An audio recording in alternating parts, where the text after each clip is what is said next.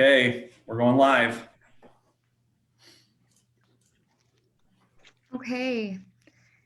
Are Hold we on, ready? I'll let you know. It says setting it up, redirecting.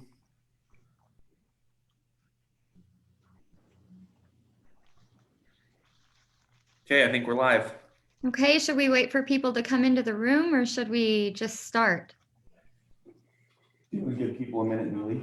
Yeah, we can give them a minute, maybe 30 seconds.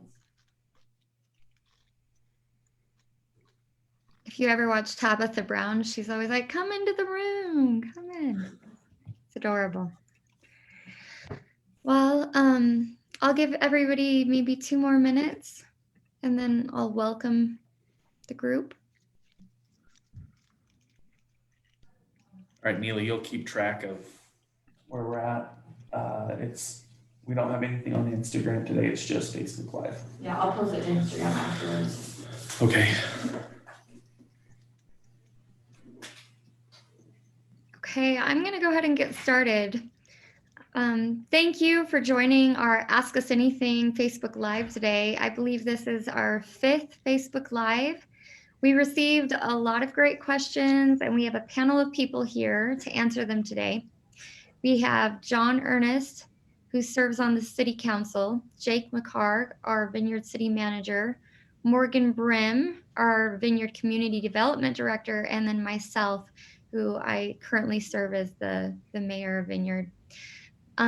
We've received a lot of great questions, like I said, that we will answer today, but please feel free to ask any that just pop into your mind as we're talking, and we'll try to address those as well. If we can't get to them today, we will post them on a fact sheet that we put out there and make sure you do receive the answers to your questions.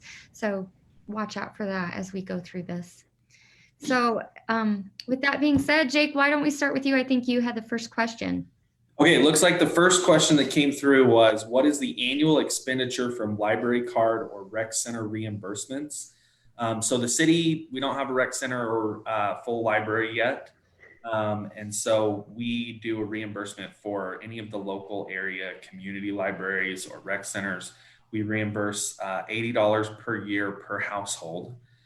And that's just done at the city offices. You can come in, bring in your receipt, and we will send you a reimbursement up to $80 a year per household. And the budget this year is just over $19,000. Great. And you can do that or do a rec reimbursement. We trade Yep. off. So it's one or the other. Yep. Okay. I think you have the second question too. Okay, great. Any more restaurants coming soon? So you guys saw over the last year or so, we had quite a few restaurants open up in front of the Megaplex, and that's been great.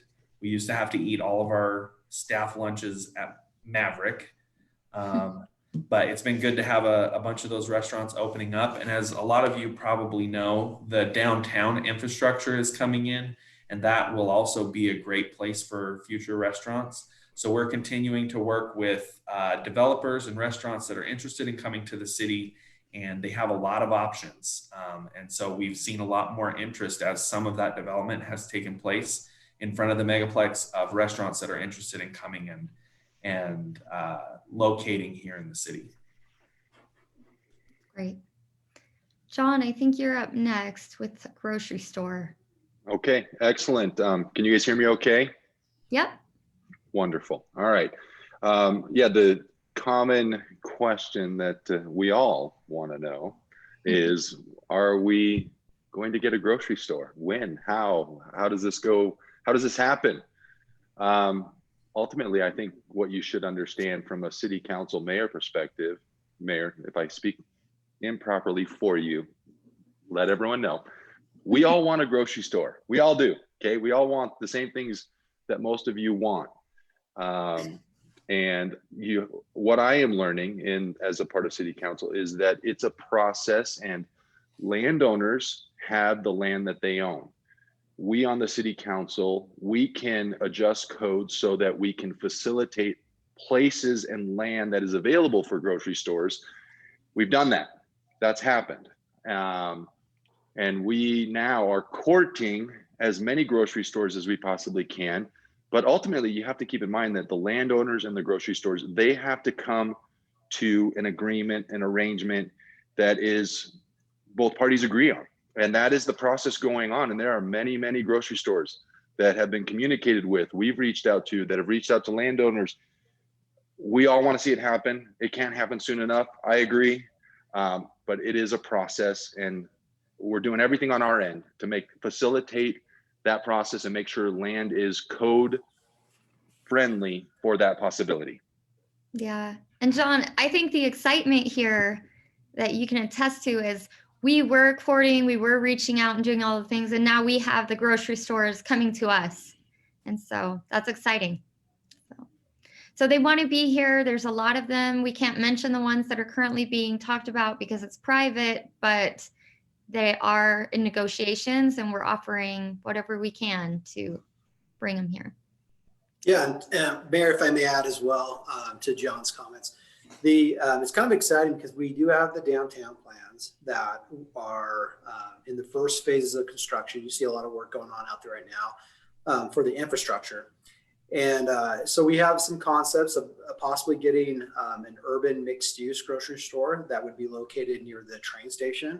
And that's really important too, because trying to be a walkable city, having services like a grocery store offers in a walkable type setup really does help with that. And we do have other districts as well along Geneva Road and Mill Road that we're trying to get a grocery store. So there's a lot of possibilities, and we hope we're close and that we can announce something at some point. But we're still working on it. Awesome. Thanks for adding that, Morgan. I think you're up next with questions about the LDS Church in the Hamptons. Yeah, so we reached out to their planning manager over Utah, and he indicated that they are moving forward with the church in 2021. That would be with initiating construction. So most likely you would see a 2022 opening when it'd be a structure that could be occupied. It's a 9 to 15 month construction period, kind of depending on their overall schedule and workload. So that's exciting. So the next, they weren't more specific than that. It was within the next 12 months, they're going to start construction, and then 9 to 15 months after that, it'll be open.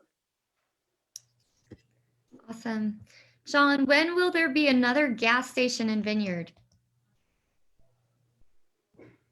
Was that to me, Mayor? That's to you. Okay. I know from our conversations, we talked about this yesterday, that there is, and Morgan, I think you can pull it up on your screen to show those that are watching, okay, the location that is not technically Vineyard, but if you're familiar with Geneva and 16th North. Oh, Jake, I need to share my screen.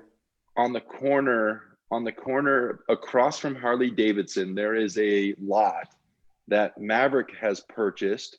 And although it's not technically in Vineyard, it's about as close to Vineyard as you can possibly get without being in Vineyard. And so that looks to be our next gas station.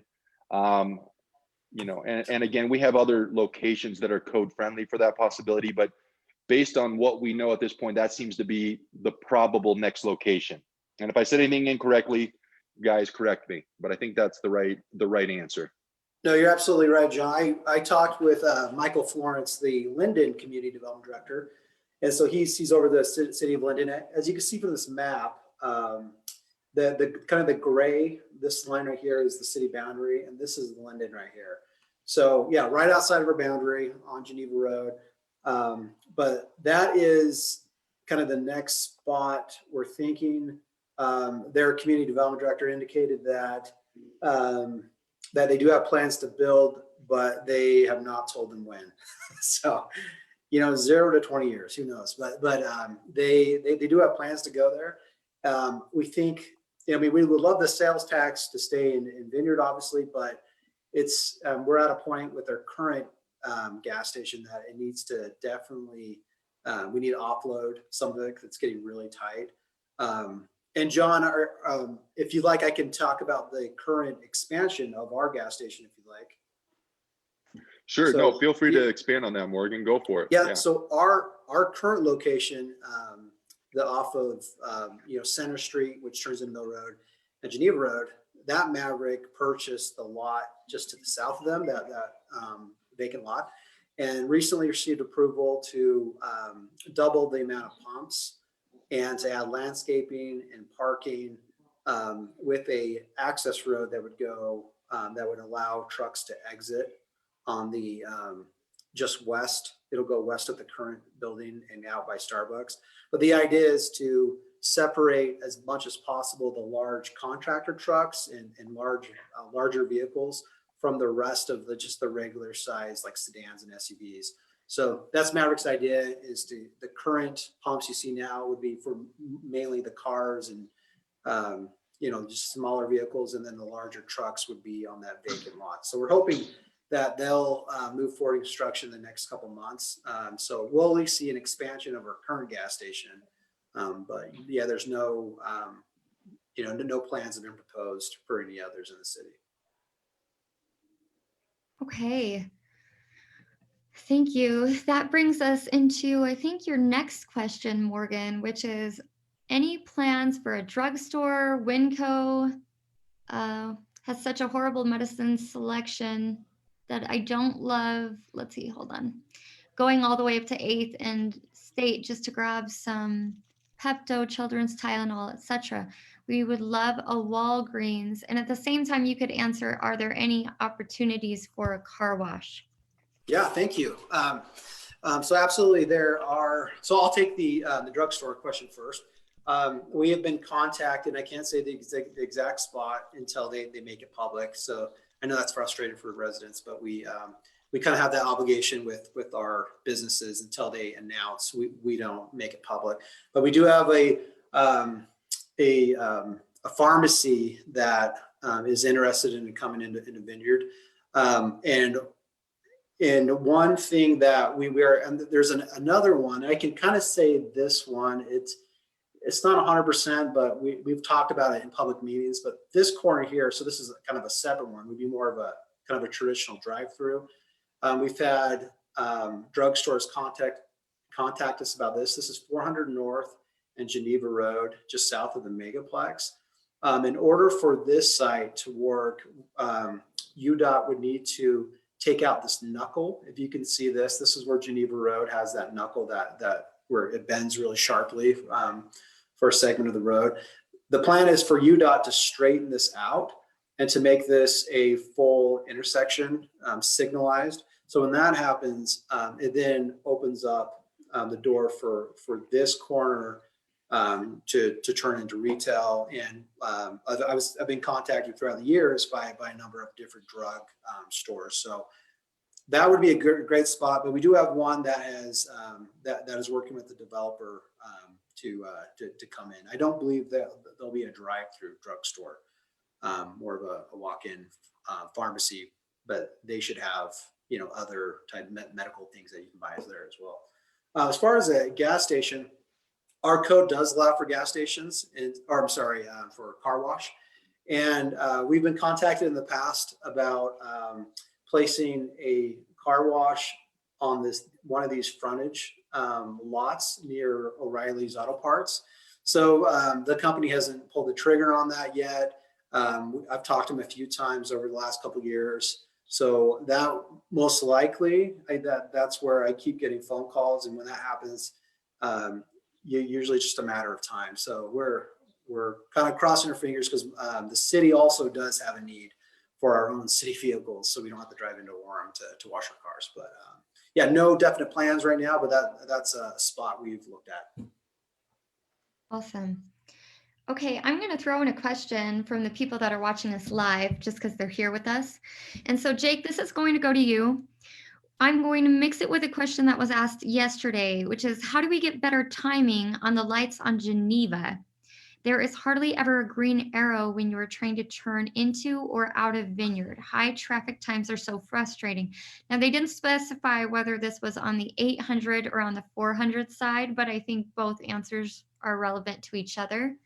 And then we're going to mix that with, are we adding more traffic lights on the main streets in our city, especially on the school areas? Yeah, so for the second question, I guess we can answer that one first. There will be more lights. So Mill Road, you guys saw the light got installed there on 800 North. That road will eventually extend through, so that'll be a full-blown intersection. Main Street will have a similar connection there on the Vineyard connector and Main Street, so you'll have a light at that intersection as well. We have approved a project, the city council approved a project in 2020 for a hawk to go at the 400 North and Main Street intersection where we're showing on the map there. So that's not a full intersection, but it is a pedestrian control or traffic control lighted. I can't remember what hawk stands for, but it's a controlled intersection that will make it more pedestrian friendly for that intersection with the school and the park. So that should help quite a bit there. As far as the lights are concerned, the city has full control of the lights on both sides of the Center Street overpass.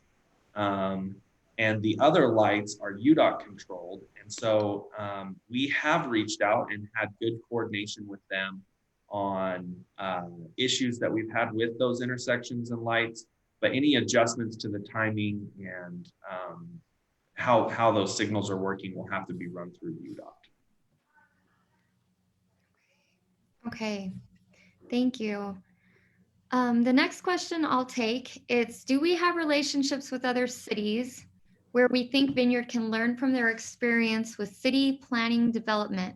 What cities, communities do we look to? What lessons have we learned? And this is a big question, and it's a good one. Let me break it down and answer it in pieces. So, do we have other cities that we look to? Yes, we look at cities whenever we start a project or planning or anything for any department, not just community development, but any department, especially community development.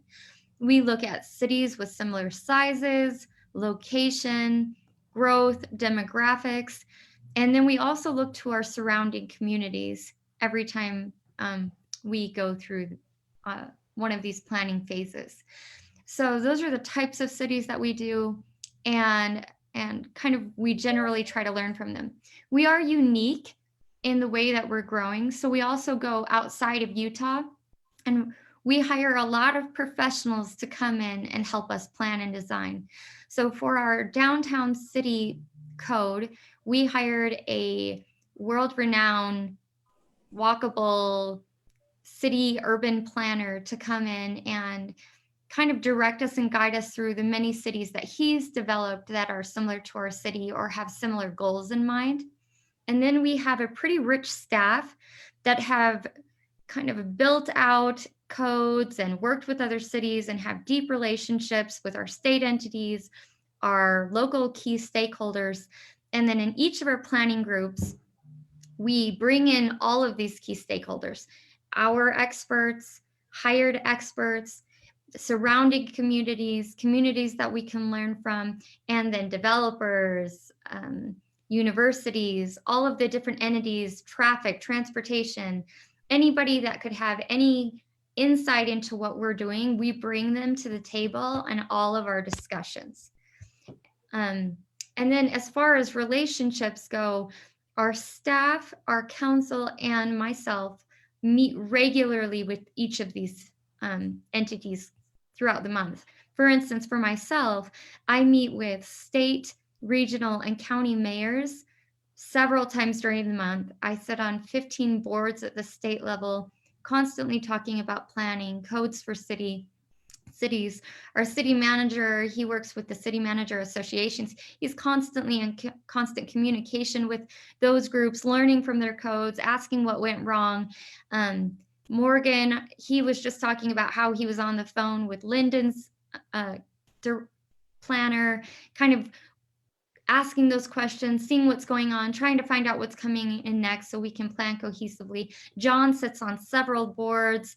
And so talking about lessons learned, it's pretty a broad topic. We learn a lot of lessons constantly from other cities. I don't know if any of you have any specific ones in mind, but if you have questions on how we planned something particularly, we'd be happy, any of us, to sit down with you and walk you through the process and say, this is why we didn't do this. This is why we did do this.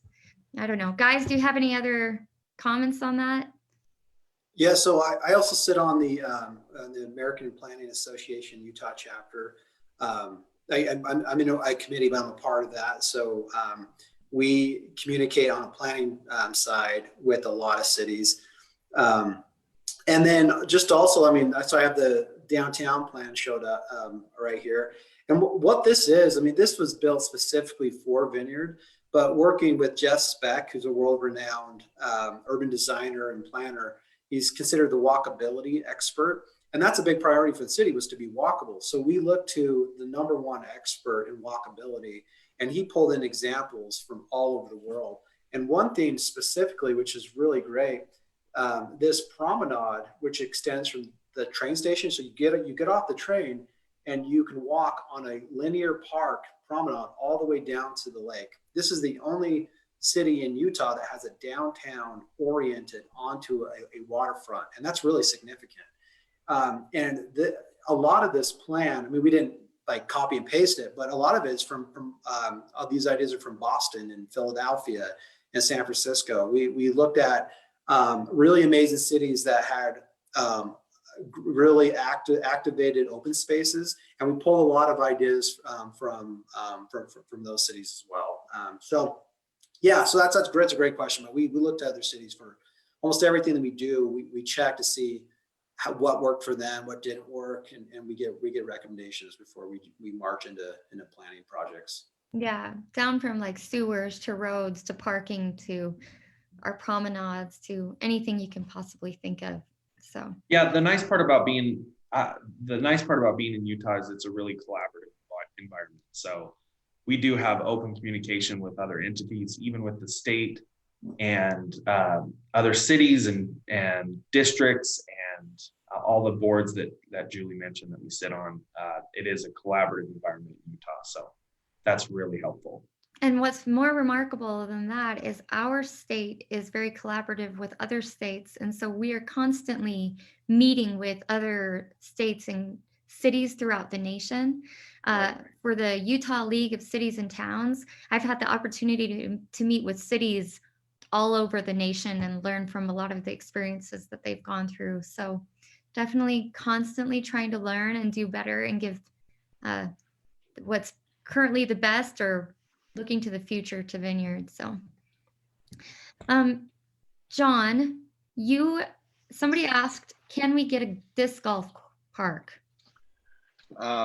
I think what I saw on that question is, if I'm not mistaken, we have some plans in some current trails to come in, if I'm not mistaken, that are going to incorporate some aspect of a disc golf route course, if I'm not mistaken.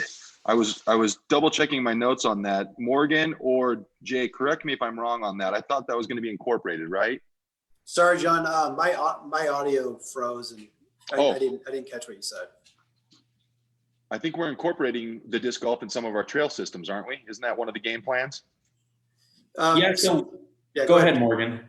Okay, so for the planning department, we had an urban design student who now we're lucky enough to have him as a planner, who provided a design for his graduate project of the open space, kind of the wetland area next to Vineyard Grove Park. And that was one of his ideas, because that's a very linear park, was to incorporate disc golf through that. And it's low intensity. So if you go out to like Santaquin, they have one that's just built right into the natural environment. You don't even see I mean, you see them, but they kind of blend in with the environment. And so that was the idea, was to put something kind of less intrusive, where it's going to run next to houses. And so disc golf was seemed fairly innovative. So that's something we're looking at. And the city council would ultimately make a decision whether or not to move forward with that. That's something that we could incorporate into our overall park plan, though, right, Morgan? Yeah. Mm-hmm. Yeah, and it's something we go. Oh, sorry. Go ahead. No, go ahead, John. No, I was just going to say, and I, sitting on city council, I am a fan of multiple uses and purposes for things. The more it can serve in the same place, I love that. So that disc golf fits that mold very well. Perfect. Yeah, I was just going to kind of add on to that anything that you want added to the park plan for ideas to be voted on, continue to bring them to the city or bring those ideas forward. And as we start cultivating that park plan, we'll see that come together. Let's see. Okay, what is the status for the following parks? Penny Springs and Sunset Beach. So that's going to be you, Jake. Yeah, I can talk about that. We're actually having a budget amendment tonight on our city council, and one of the items in that budget amendment is to hire an additional parks technician because these new parks are coming online. I know that they have looked semi-finished for a while, and it's been kind of a frustration for the residents that they haven't been open. But good news is we kind of formed a coalition with the developer and the key staff members that have been working on those parks. And we worked through a long list of punch list items that needed to get completed last year. And thanks to them and to the hard work of the staff, we were able to complete almost all of those items. And these parks will be ready, specifically Penny Springs will be ready to open this spring. So we can do a grand opening. We were planning on doing a grand opening this spring.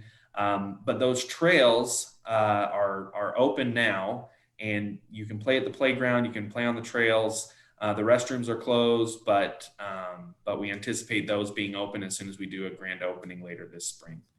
On Sunset Beach, that's the one just off of 400 North on the west side out by the lake. This map is not very updated. That has grass, and that park is beautiful. It gives you great views of the lake, and we're really excited for that park to come online.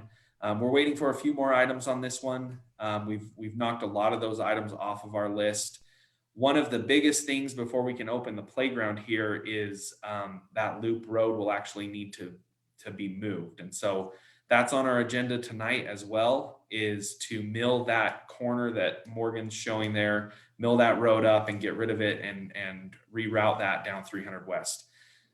So as soon as we get that road rerouted, we'll be able to complete the playground structure in there. And those are some of the remaining items on Sunset Beach. So we expect Sunset Beach to open early spring as well. But Penny Springs is a lot closer than Sunset Beach. Thank you. While we're already on this map, maybe we can expand it a little bit to show the lakeshore. One of the questions was, what is the update on the Vineyard Shores shoreline plan? So we're constantly working on the lakeshore, and we recently went through pretty extensive cleanup on all of and delineation of the waterfront property in Vineyard. On the south end, we've been working with Well Caraway, that's private partnerships, state partnerships, and multiple municipalities on conservation and cleaning up the phragmites to restore the lake and make that amenable to migratory birds, walking paths, and a plethora of all the other things that will be coming forward in discussion. As well as how do we control or take care of the wetlands, and what our beach development is going to look like, kind of boardwalks as you come into the north side of Vineyard. And so we have some pretty good plans as we are looking through it all. As you go around Sunset Beach Park and you head north toward Vineyard Beach, you'll notice that the trees have been cleaned up with, and there's better visual sight lines through there. It's safer. We've removed some of the safety issues that have gone down there. So really cleaning it up in a lot of different aspects as far as safety, aesthetics, nutrients that are going into the lake and how to prevent those. And then we recently received some funding for about $3 million from the TRCC funds from the county. And then that will go into the design of the boardwalk area on Vineyard Beach. And that's what you're going to see there are things like dredging that area out where you can't really get into the water because there's those weeds that hurt your feet when you get in, or bringing in some new sand. You're going to see beautiful trails, and we're working in partnership with the developer down there to expand those funds and really build something beautiful that's connected into that city center that connects right into the train station. So Yeah, and Julie, tonight on the, I think it would be interesting for the residents to know that tonight on the agenda, they're also talking about extending that trail. Sunset Beach really right now is the end of that south end. And then yes. you've got the north end that picks up a couple hundred yards north of that road. Well, part of our RDA meeting tonight is to make that connection and to build a bridge across that little culvert that's just to the north of Sunset Beach Park. So that will be kind of the first phase of improving that lakefront area. And then once that delineation is done that Julie was talking about, we'll be able to move forward with getting a landscape architect to design the rest of that beachfront area. So just to show you on the map, the trail that Jake's talking about right now, now it goes all the way through to right here. And there's a culvert, there's continual water that comes out of here. So there'll be a bridge for the trail that will overpass that culvert, and then it'll connect into the trail that dead ends up here. You see by like it's by like the fencing, I don't know, the guardrails, or it's the word I'm trying to. So it'll fix that gap. Yes. So it'll be that last connection that we need there on the north half of the city. Yeah, it'll be lovely. Right Good, here, yeah. good addition to that. Okay, let's go ahead and move to what can we do about these driveway approaches that feel like a 6 feet incline, maybe? And that's to you, Morgan. We have, it's been pointed out to us for a while that our driveways, a lot of them in some neighborhoods are fairly steep. And so the city, about a year and a half ago, we adopted a code that requires driveways to stay under an 8% slope. And so that gives you a pretty good standard size driveway. The reason why a lot of our driveways were very steep was due to the fact that the developers brought up the grade of lots so that they would have walkout basements. And so front entrance would be higher than the street. And what that would create is the ability to then walk out from your basement into your backyard. And so there's that, and that's a real big benefit for a lot of people, to not have a fully subterranean basement that it's exposed on one side. But the drawback to that was we got some pretty steep driveways. So we've been working with the developers moving forward to try and stay under the 8%. We've kind of found the 8% is, that's the sort of the threshold with snow where you're not going to slide as much, and you're not going to smack the front of your car as you're pulling in. So hopefully we can kind of curtail that moving forward, but just that style of development, you still may see some at 6 to 8, but hopefully we're not going to get a lot over that. There is a provision that allows the city engineer to approve driveways above 8, but for the most part, they're going to be below 8. That's our goal. Awesome. Do you just want to kind of lead into, sorry, my computer died in the other room, but No problem. did you want to lead into ADU size constraints? Yeah, absolutely. So our city code right now does limit the size of ADU units. And so what the code says is an ADU cannot be larger than 50% the size of the primary unit. And they're required to be owner occupied. So the primary unit, so usually that's the top floor.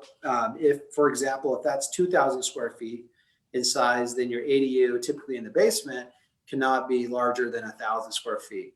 And in no case can an ADU be above 1,200 square feet. So those are kind of the two limiting factors, is the 1,200 square feet and 50% the size of the primary unit. The reason why the code was written like that was because we didn't want to create duplexes. We wanted our single family neighborhoods to remain as single family neighborhoods. The thought behind doing ADUs, this is about 4 years ago when we adopted the ADU code, was to help residents offset their mortgage and to help people that are in, that time of their life where they need to rent and they're not ready to buy, that they can live in a traditional single family neighborhood. It wasn't to create two equally sized units and to, by circumstance create a duplex. So the idea was to preserve the single family neighborhoods and to make sure that the ADU was truly an accessory use to the primary use, which is, having just a house. So that was the main reason. The other size limitation is on the lot size. And so I'd have to go in the code, but I think it's 5,200 square feet is the minimum lot size where you can have an ADU.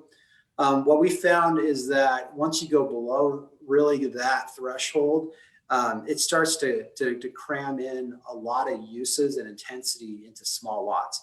And Vineyard, we have some very small lots. You go to Orem, your average lot size in Orem is about 8,000 square feet. Vineyard, we have lots that are as small as 2,800 square feet. And so that's almost as small as a townhome lot. So we have to be very careful that we're not putting too much on in our small single family lots, because in those neighborhoods, the density is already so close together that we felt that we didn't want to basically double the density across those already fairly high density neighborhoods. So that was the idea, was to kind of keep them in the larger lots. And 5,200 square feet, to be honest, I mean, Vineyard, that's kind of a large lot, but in most places in Utah, it's actually not. It's a kind of a small lot. So it was just that threshold that we needed to establish. Okay. I'm going to move on to some infrastructure questions. There's a question in the chat that says, does anything change for Vineyard at a city level after the results of the 2020 census are finalized, or does that more just impact the state of Utah as a whole? And I'm going to connect that with, when will the Vineyard Connector Road be finished? And what is the update on the train station? So yes, it significantly impacts us. We moved from, I think, around 5,000 residents. Let's see, 2,000, no. In 2010, was that our last census that they collected? Yeah. In 2010, we had like 139 residents. And right now we have about 18,000. So the amount of funds that come into the city, what we are allowed to participate in, our level of being a city versus not being a city drastically changes how they fund our roads and how they treat our city when it comes to funding. So when will the Vineyard Connector come in? That's a great question, because that is a state road. And so what is Vineyard doing to get that state road in here? Everything we can possibly think of. The city council, our staff, the RDA, we've all worked really diligently to offer any suggestion that would help that road come in. We've offered to pay for it, exchange land for it, pay for it and get returns on the back end. We meet with our representatives and our Department of Transportation daily. We send them a lot of messages. So we see it coming in soon, and we're not exactly sure why the prioritization has been not as fast as our growth has been in the community.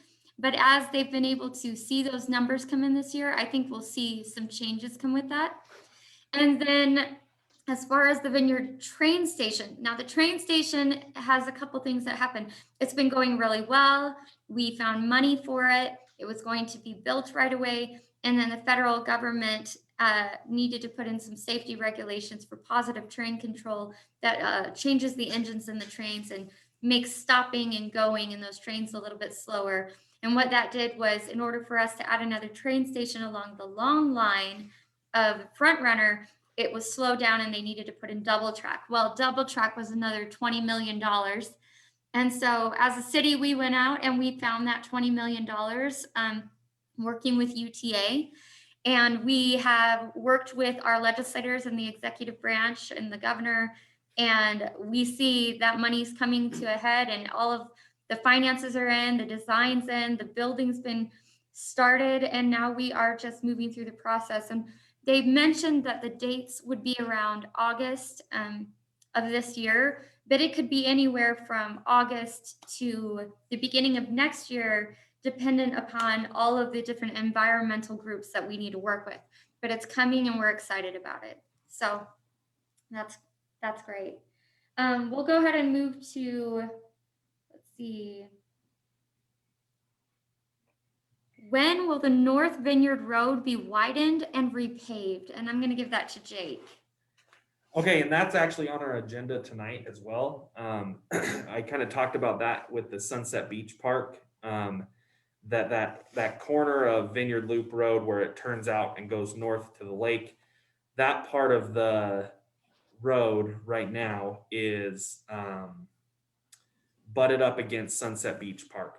Well, it's going to get rerouted. So right where Morgan's cursor is there, it's going to get rerouted and head north on 300 West, and then it will tie back in to Vineyard Loop Road. And then all of that area south of that road that exists today is going to be milled up, and then we're going to grass that area. So it'll be a long linear park type feature that's out there next to the lake. So it won't get repaved. It's going to get replaced just further to the, slightly further to the east. Yeah, and you can see right here, so this is the old road, and you can see kind of the outline of the new road. So basically this goes away and this becomes the new road. And as the new road gets above this development, it'll then kind of swerve back into the old road. Yep. But all this goes away. This alignment goes away and turns into just a natural park with trails. Yep. That's great.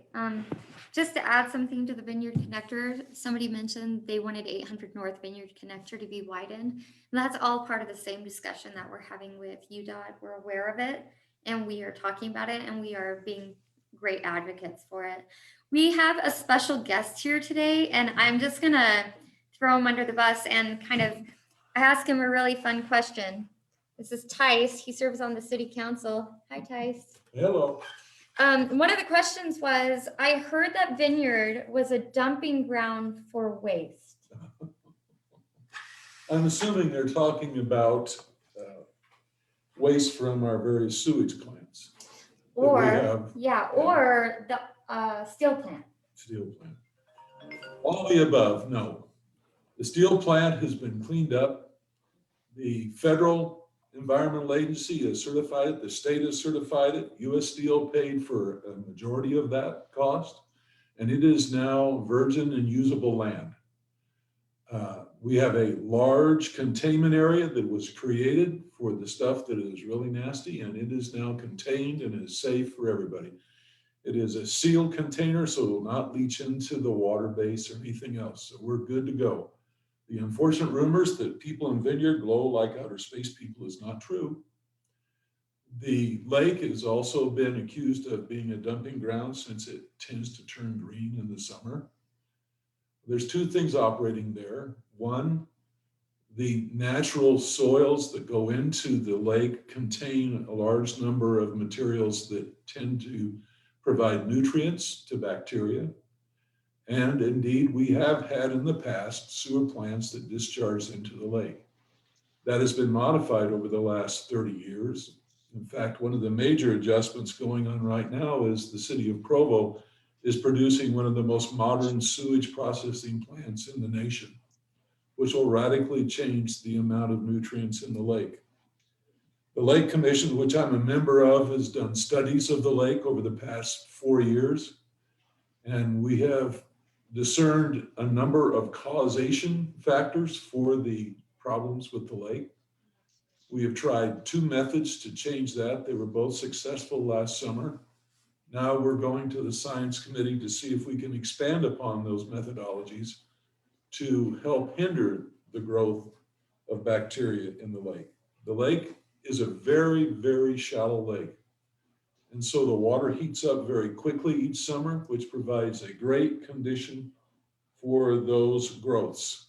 If you've lived in the South or in Florida, you know what that's like because it happens there every single year. It's not even a concern to the southern states. It's just normal happenings. So all the above is improving. We have much more to go. There will be some issues coming up in the future years as we have higher water cleanliness requirements for the sewer plants, which will affect the city to some degree. But no, we are not a dumping ground in any way, shape, or form, unless you're one of those people who dump garbage beside the road, which we don't like. Yes, we try to stop that. Yeah. So Ty, some of these reclamation plants are using their water as secondary water to water the ground and the parks and park strips and stuff like that. So that water isn't actually going to the lake anymore. It's just ending up in Nope. secondary water systems. And secondary water is very popular in Utah because that's usable for your lawns, et cetera. It's rather expensive to have a lawn in Utah County, and it's going to get more expensive probably. Yeah, and we don't have a secondary system for residential use, but we do water a lot of our parks and park strips with secondary water. That's our pond at the north end of town. Right, Penny Springs Park, yep. Thank you for letting me put you on the spot. Okay. What a great answer. And just to add to that, we have a redevelopment agency that's quite extensive. And the one thing that you can be sure of is the impacted material that Tice was talking about, like oils or tar or things like that, that are common on roads and that we see. We're just removing it from the ground to make sure that there's not toxicity levels, that we aren't amenable to living under our grounds and gardening and things like that. So definitely moving in a positive direction as we tackle that and make our community healthy. So, And Julie, if I could just add real quick, this feature that you see on the map, that's called the CAMU. This is the facility where if people have been wondering that right at the front runner, they see this big, the embankments have been built up. This is where the contaminated soil will be capped. Right here. that's great. We had so many great questions, and this has been such a great opportunity for us. We're going to have more Ask Us Anythings, and the questions that were not answered on the feed that you sent in, or the questions that were not answered from yesterday, including the questions that we answered, we are going to put on a little fact sheet that we attach to this post, and we'll put it on our website as well, so you can be directed to it to try to get these things out there and communicate a little bit more clearly. One thing that I did want to answer, though, there was a question about how would you consider the current crime rate in Vineyard? Is it lower or higher than surrounding communities? And when I reached out to our sergeant, as he was like looking at the numbers and from the reports that we get as a council, roughly we are below most of the community crime rates, but he's going to go and do research to kind of break it out so that we can kind of show you what we've been seeing quarterly, which is available to the community and public record if you go and watch the meeting agenda minutes. But we're going to post it here so you can see it, and then you can see kind of how we cover those safety needs and what we do as a city and what our sheriffs do to protect us, and what our housing and how it all contributes. And so I think that'll be really good. Guys, John, Morgan, Jake, Tice, is there anything else that you wanted to add before we close today? It was so great having you and hearing these questions. I know the residents appreciate it, and we need to do this more. So I would just say that we love Vineyard, and I'm sorry, my son's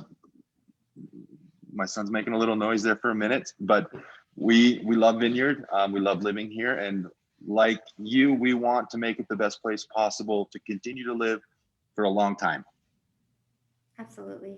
Yeah, and we're from a staff side, we've been trained very well from our city council. They want us to be as open as we can with people. So if you have any questions, feel free to reach out to myself or any of the department heads, to Jake, our city manager, and we're always happy to meet, have a phone call, do a specific Zoom call with you or a neighborhood if you have questions about your neighborhood or just how the city runs. So we're here to provide any information you need.